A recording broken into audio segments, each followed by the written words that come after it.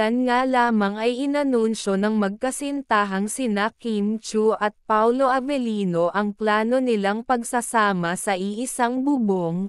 Suportado din naman sila ng kani-kanilang pamilya lalo na ng anak ni Paolo Avellino na sabik ng makasama sa iisang bubong ang kanyang tita Kim.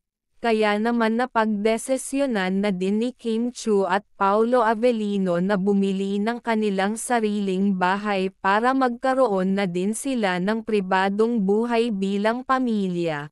Hindi pa man legal na mag-asawa ang dalawa ay aminado din sila sa isa't isa na parang mag-asawa na nga din ang turingan nila.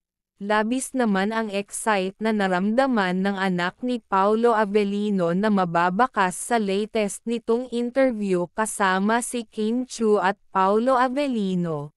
I really wanted to be with Tita Kim more, so I'm really happy and excited that we're going to live in the same roof. Kapansin-pansin din na hindi maalis ang ngiti ng aktor na si Paolo Avellino at aminado rin ito na masayang magiging isa na silang pamilya hindi pa man daw legal ay sinisigurado niyang dadating din sa puntong iyon ang nasabing relasyon nila ng aktres.